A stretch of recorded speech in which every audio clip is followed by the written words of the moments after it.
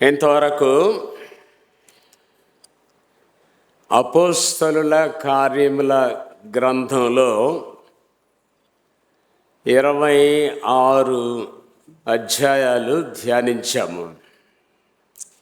ఈరోజు 27వ అధ్యాయములో నుండి కొన్ని విషయాలు మీకు తెలియజేయాలని ఆశిస్తూ వచ్చే ఆదివారం 28వ అధ్యాయము జ్ఞాపకం చేసి ఈ అపోస్తల కార్యముల గ్రంథాన్ని ముగిస్తాను. ఫిబ్రవరి నుండి వేరే గ్రంథాన్ని మనము ధ్యానించడానికి నేను సిద్ధపడుతున్నాను.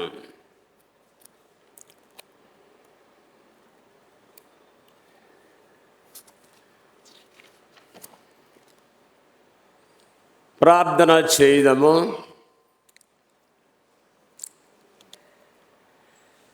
ప్రేమ కలిగిన పరిశుద్ధ తండ్రి, ఇంతవరకు మీరు మాతో ఉన్నందుకై మీకు స్తోత్రములు. ఈ సమయమున మిమ్మను మీ వాక్యమును మేము ధ్యానిస్తుండగా మీరే మాతో మాట్లాడుమని మనం చేస్తున్నాము. మాకు అవసరమైన వర్తమానాన్ని స్పష్టంగా అందించుమని మనం చేస్తున్నాము. మీ సేవకుని కొద్ది నిమిషములు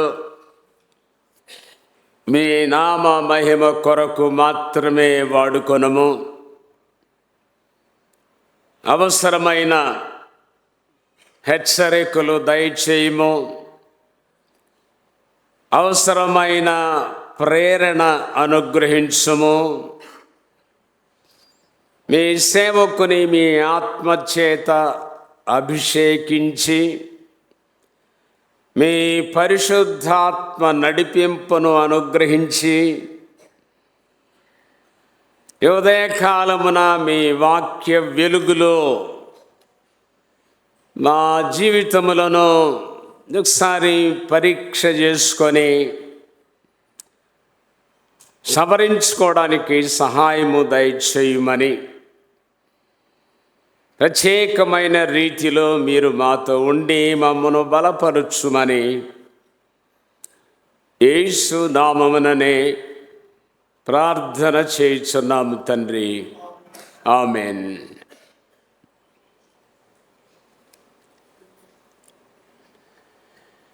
ఈ వాక్య భాగాన్ని చదువుతుండగా ఏం చెప్పాలని ప్రార్థన చేస్తున్నాను, సిద్ధపడుతున్నాను. సముద్ర ప్రయాణము. క్రైస్తవ జీవితము ఒక సముద్ర ప్రయాణముతో పోల్చబడి ఉన్నది. Journey in the sea. కొన్ని పోలికలు ఉన్నాయి. మన జీవితంలో అనేక సంఘటనలు మనం ఎదుర్కొంటాం. వాటన్నిటినీ ఈ సముద్ర ప్రయాణంలో జరిగే విషయాలను పోల్చుకొని మన జీవితాలను సరిచేసుకోవాలని ఆశిస్తున్నాను. లోకంలో కొన్ని మంచి సామెతలు చెప్తారు. సంసారం సాగరం అంటే కుటుంబ జీవితము ఒక సముద్ర జీవితముతో పోల్చి అన్నారు. సంసారము సాగరము. ఈ సాగరమును ఈదుట కష్టమైనది. అయితే ఈ ప్రయాణము, ఈ సముద్ర ప్రయాణము తప్పదు.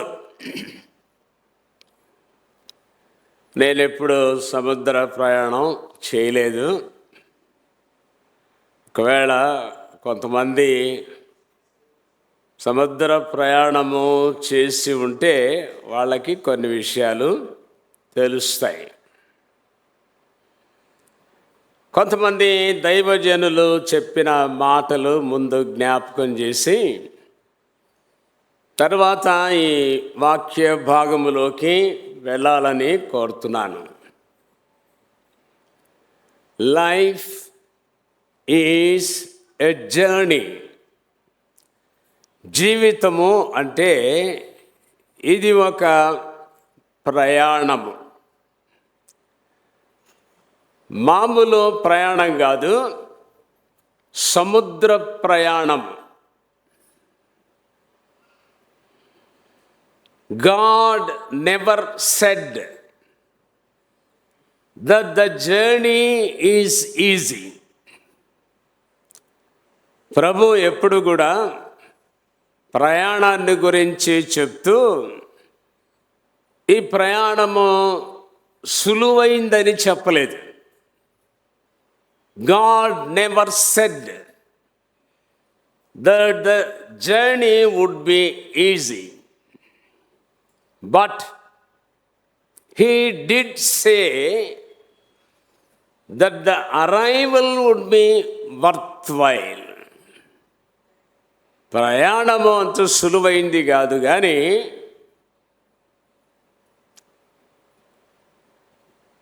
ఆ చివరి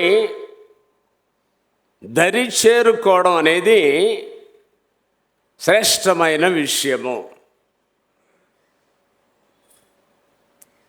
Don't worry that you are not strong before you begin. ఈ ప్రయాణాన్ని ఆరంభించడానికి ఒకవేళ అంత బలంగా లేకపోవచ్చు,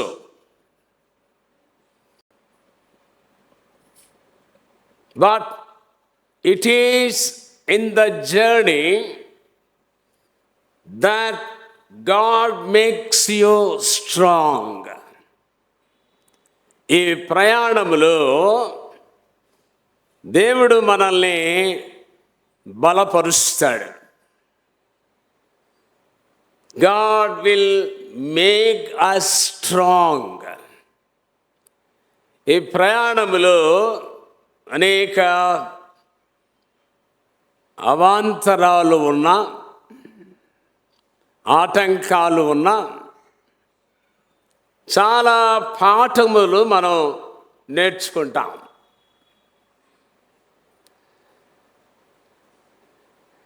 Sometimes it is the journey that teaches you a lot about your destination. ఈ ప్రయాణములో దేవుడు అనేక పాఠములు నేర్పించి గమ్యస్థానాన్ని చేరుస్తాడు అనే విషయము జ్ఞాపకం చేస్తున్నాను. ఇంకొక మాట, not all storms come to disrupt your life. వచ్చే ఈ తుఫానులు, గాలులు అన్నీ కూడా మన జీవితాన్ని అతలాకుతలం చేసేవి కావు. Some come to clear your path. మన మార్గము సరళం చేయడానికి ఈ తుఫానులు అలలు ఉంటవి అనే విషయము జ్ఞాపకం చేస్తున్నాను. చాలా క్లుప్తంగానే ఈరోజు ఈ సందేశము ముగించడానికి ప్రయత్నం చేస్తాను. 5 విషయాలు ఇందులో నుండి మీకు తెలియపరచాలని ఆశిస్తున్నాను.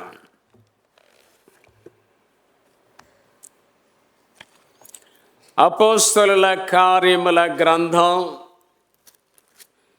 27వ అధ్యాయము మొదటి వచనములో మేము అనే మాట, నేను కాదు, మేము ఓడ ఎక్కి ఇటలీ వెళ్ళవలనని నిర్ణయమైనప్పుడు వారు పౌలును కొందరు, అంటే ఈ సముద్ర ప్రయాణము ఏ ఒక్కరు చేయరు. క్రైస్తవ జీవితంలో మనం ఒక్కళ్ళమే ప్రయాణం చెయ్యము. ఇక్కడ ఉన్నది మేము, వారందరితో కలిసి ఈ ప్రయాణము జరిగింది. 37వ వచనంలో ఈ బైబిల్ అలాగే ఈ అధ్యాయం తెరిచి ఉంచండి. అందులో కొన్ని విషయాలు మీకు చూపిస్తాను. మొట్టమొదటిది మేము అంటే పౌలు ఒక్కడు కాదు, మరికొందరు ఇంకా ఇతరులు కూడా ఉన్నారు.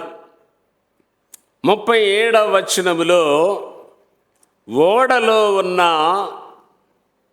మేమందరము 276 276 నంబర్ కూడా చెప్పారు. అందరూ కలిసి ఆ ఓడలో 276 మంది ప్రయాణం చేస్తున్నారు. విమానాలు ఎక్కిన వాళ్ళు ఇక్కడ కొంతమంది ఉన్నారు. విమానములో ప్రయాణం చేసేటప్పుడు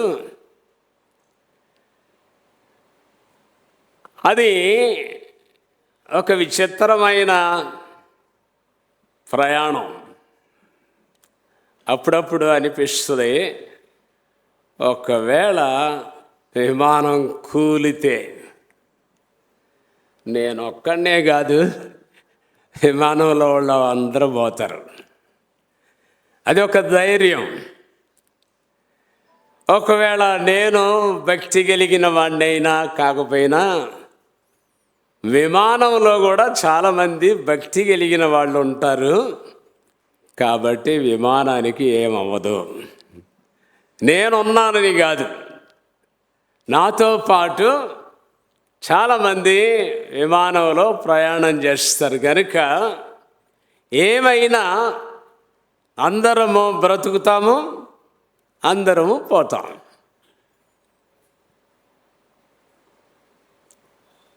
ప్రయాణము ఇది అందరికీ సంబంధించిన విషయము. హెబ్రీ గ్రంథకర్త హెబ్రీ పత్రిక 12వ అధ్యాయములో చక్కని మాట అంటారు. 12వ అధ్యాయము మొదటి వచనంలో, అంటే 11వ అధ్యాయములో విశ్వాస వీరులను గూర్చి, భక్తులను గురించి వివరించడం జరుగుతుంది.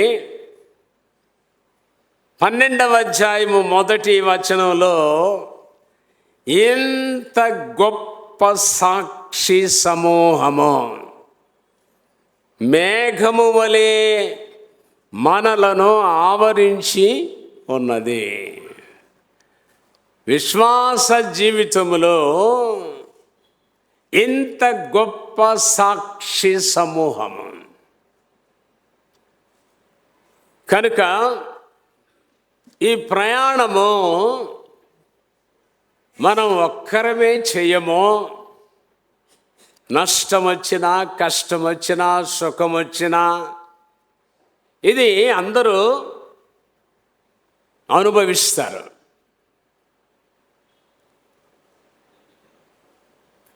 భయపడద్దు. మనతో పాటు ప్రయాణం చేసేవారు గొప్ప సమూహముగా ఉన్నారు. యేసు ప్రభు సేవలో ఆయన కూడా సముద్ర ప్రయాణం చేశారు. అంటే ఇంత పెద్ద సముద్రం కాదు, గలిలయ సముద్రం అన్నారు. అరే, ఈ సముద్రాన్ని గురించి ఏదో సందర్భంలో చదువుతుంటే భూభాగములో 3 వంతులు నీళ్లతో నిండి ఉంది. అది కూడా ఉప్పు నీళ్లతో నిండి ఉంది. 3 భాగములు. మరి మనమున్న ఈ భూభాగములో మరి ఉన్నటువంటి వారందరూ కూడా ఈ సముద్ర ప్రయాణానికి సిద్ధపడాలి. అంటే ఆధ్యాత్మికంగా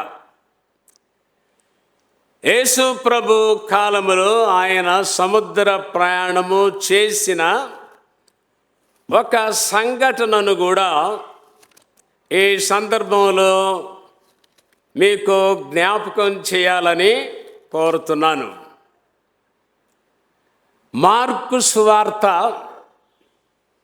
4వ అధ్యాయము 35 నుండి 41వ వచనం వరకు ఈ ప్రయాణం గురించి వ్రాయబడి ఉంది. బైబిల్లో వ్రాయబడిన ప్రతి మాట మనం జాగ్రత్తగా గమనించాలి. చాలా ఆచితూచి వ్రాయబడిన మాటలు. ఈ తుఫాను పెద్ద తుఫాను రేగింది. సాధారణంగా మనం ప్రార్థన చేసుకొని బయలుదేరితే ఏమీ అవ్వకూడదని ఎక్స్పెక్ట్ చేస్తాం. అది వాస్తవ జీవితంలో అలాగుండదు. ఆయన ఉన్న, ఇక్కడ ఉన్న మాట, ఆయన ఉన్న దోణి మీద అలలు కొట్టినందున. 36వ వచనం చూడండి. ఆయన వెంబడి మరికొన్ని దోణెలు వచ్చెను. ఈ దోణిలకేమి లేదు, ఈ దోణిలకేం అవ్వలేదు. స్పష్టంగా ఉంది ఏంటంటే ఆయన ఉన్న దోణె మీద అలలు కొట్టినందున. విశ్వాస జీవితంలో మనమే వీటిని ఎదుర్కోవాలి. అనేక సార్లు ఇతరులకు బాధలు ఉండవు. ఆసాపు భక్తుడు చాలా చక్కగా చెప్తాడు. 73వ కీర్తన చూడాలి.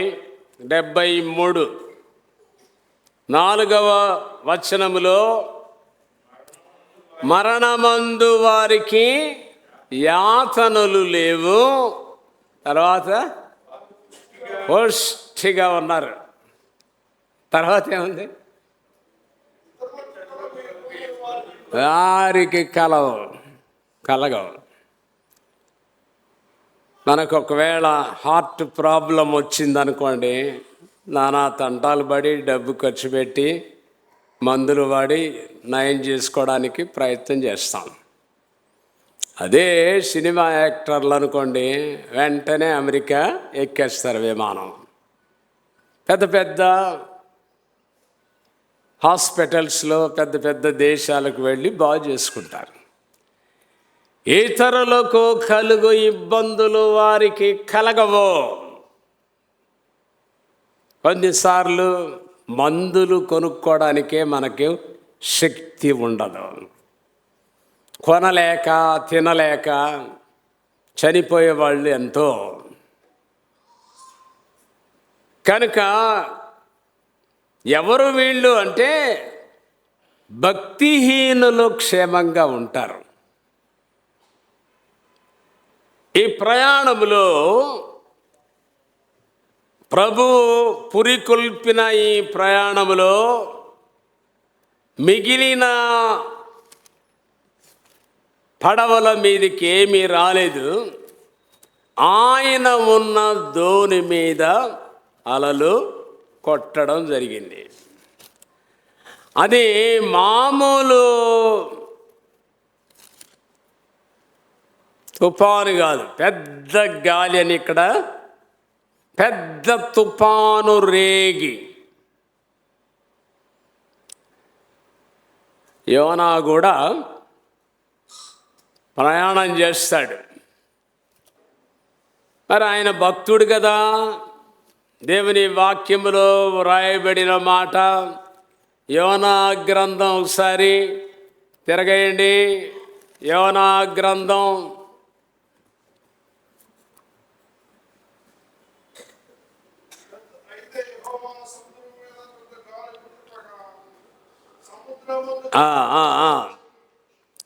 'యెహోవా సన్నిధిలో నుండి తర్షీషు పట్టణం పోవాలని యోనా తర్షీషునకు ఓడ చూచి ప్రయాణం కేవించి యెహోవా సన్నిధిలో ఓడ వారితో కూడా తర్షీషునకు పోవుటకు ఓడ ఎక్కెను.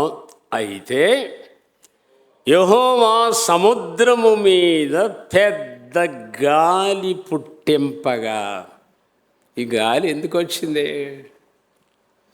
యెహోవా పుట్టించినందున. ఇంత స్పష్టంగా ఉంది.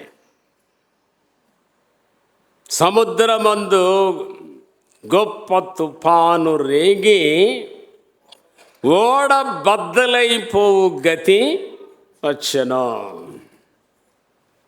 కనుక ప్రియులరా, ఎందుకు ఇవన్నీ చూపిస్తున్నానంటే, ఓడ ప్రయాణము సులువైంది కాదు. ఈ ప్రయాణములో అనేక బాధలకు లోను కావలసి ఉంటుంది. దేవుని బిడ్డలు అలాంటి పరిస్థితిలో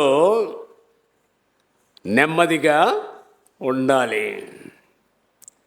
ఈ ప్రయాణంలో శిష్యులు అంటున్నారు, బోధకుడా, మేము నశించిపోతున్నాము, నీకు చింత లేదా అని ఆయనతో అనిరి. వాస్తవానికి ఆయన ఉన్నాడు గనుక తుఫాను రాకూడదు. But he allowed that great Storm. ఎందుకంటే దేవుడు పాఠాలు నేర్పిస్తాడని చెప్పాను కదా. ఎప్పుడైతే ఈ సంఘటన వారు చూచారో, అనుభవించారో, వారికి మిక్కిలి భయము కలిగింది. ఈయన ఎవరో గాలియు సముద్రమును ఈయనకు లోబడుచున్నవని ఒకనితో ఒకడు చెప్పుకొనిరి. దేవుని యొక్క గొప్పతనము వారు మరొకసారి అనుభవించడానికి, చూడడానికి అవకాశము కలిగింది. ఈ ప్రయాణాన్ని బట్టి ఏమీ కంగారు పడద్దు. వివాహ జీవితంలో అనేక ఒడిదుడుకులు ఉంటాయి. అలాగే ఈ ప్రయాణంలో ఇన్ని ఇబ్బందులు ఉన్నా అప్పుడు ఆయన అన్నారు, మీరెందుకు భయపడుచున్నారు? భయపడద్దు. ఇదే మాటలు పౌలు కూడా చెప్పడం జరిగింది. ఆయన అన్నారు, ఎందుకు మీరు భయపడుతున్నారు?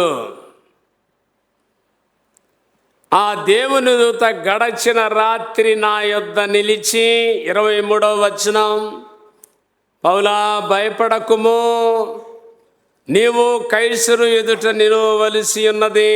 ఇదిగో నీతో కూడా ఓడలో ప్రయాణమైపోతున్న వారందరూ దేవుడు నీకు అనుగ్రహించి ఉన్నాడు చెప్తూ, కాబట్టి అయ్యలారా, తుఫాను ఎన్ని చూపించాను మీకు, గొప్ప తుఫాను, గాలి సహకరించడం లేదు, అనేక ఆటంకాలు ఉన్నప్పటికీ అయ్యలారా ధైర్యము తెచ్చుకొనుడి. ఈ ప్రయాణములో మనము ఎదుర్కోవలసింది బాధలు, సమస్యలే కాదు, దేవుని ఆదరణ మనం పొందుకుంటాము అనే విషయము జ్ఞాపకం చేస్తున్నాను. 34వ వచనములో అన్నాడు, ఏముంది? ఏ 34 అని చూస్తున్నారా? 27:34.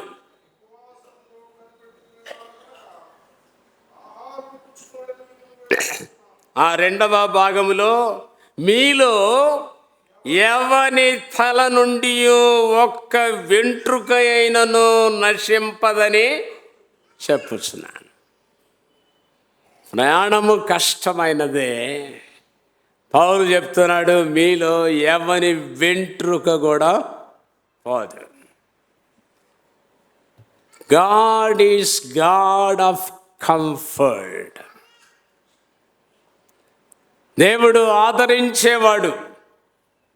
ప్రయాణము ఒకవేళ అది భయంకరమైనదైనా, ప్రియులారా, మన జీవితంలో అనేక సంఘటనలు మనం ఎదుర్కోవలసి ఉన్నా, పేర్లు రకరకాలుగా ఉన్నా, he is the God of comfort, ఆదరించేవాడు.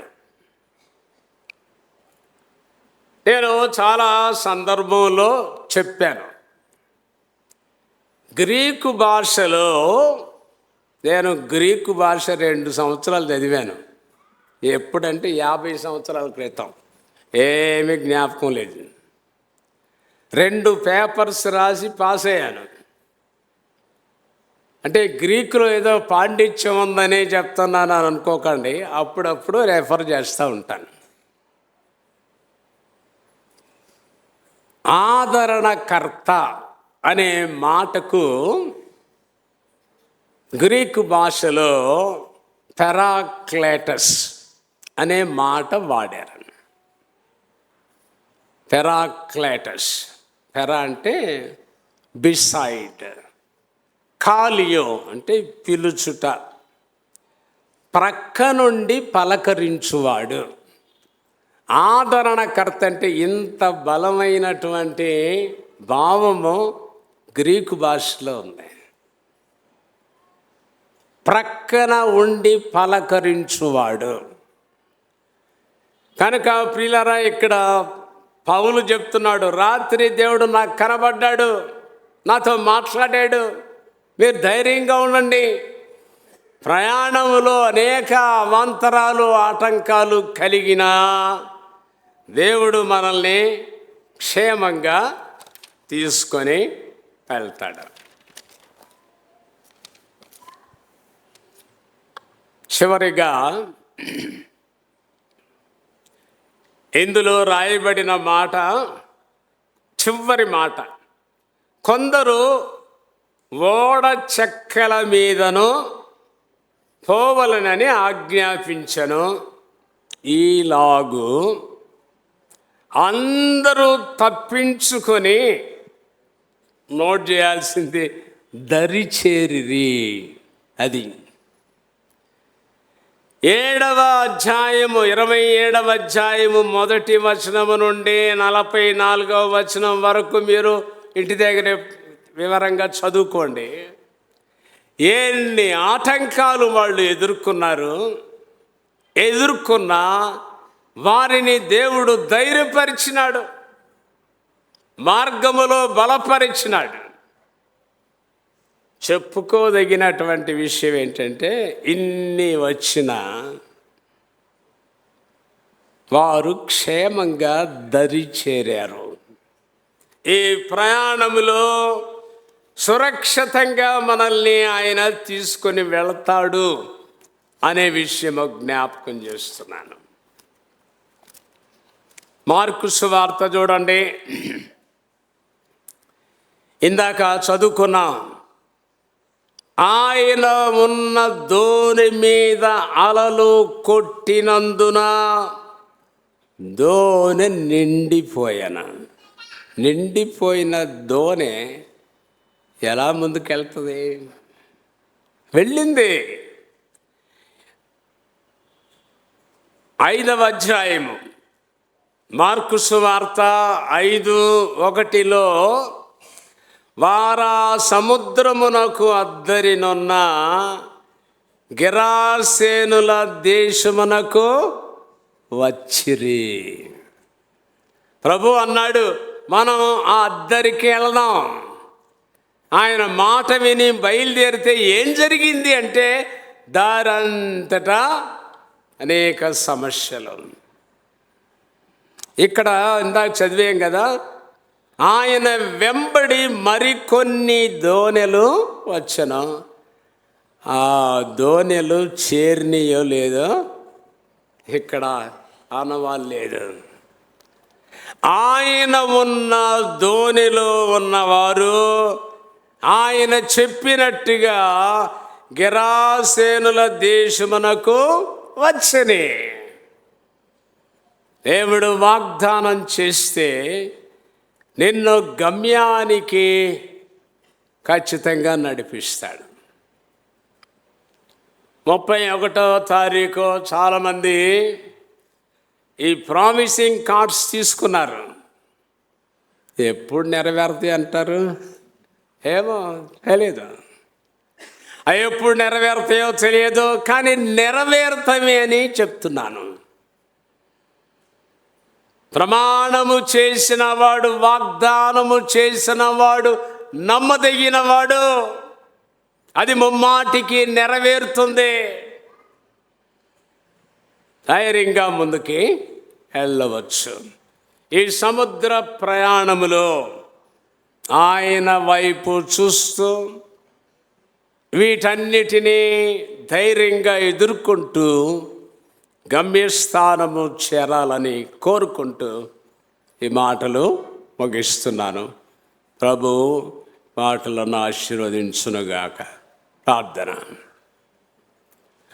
ప్రభువా మా దేవా, సముద్ర ప్రయాణాన్ని మాకు మీరిచ్చారు. ఈ ప్రయాణం అంతా సుఖముగా నడుస్తుందని చెప్పలేదు. అనేక సమస్యలు మేము ఎదుర్కోవలసి ఉన్నా గమ్యస్థానము మాత్రం క్షేమంగా చేరతాము అనే విషయము జ్ఞాపకం చేసినందుకై మీకు వందనములు చెల్లిస్తూ చెప్పబడిన మాటలను ఆశీర్వదించుమని యేసు నామముననే ప్రార్థన చేయుచున్నాం తండ్రి. ఆమేన్.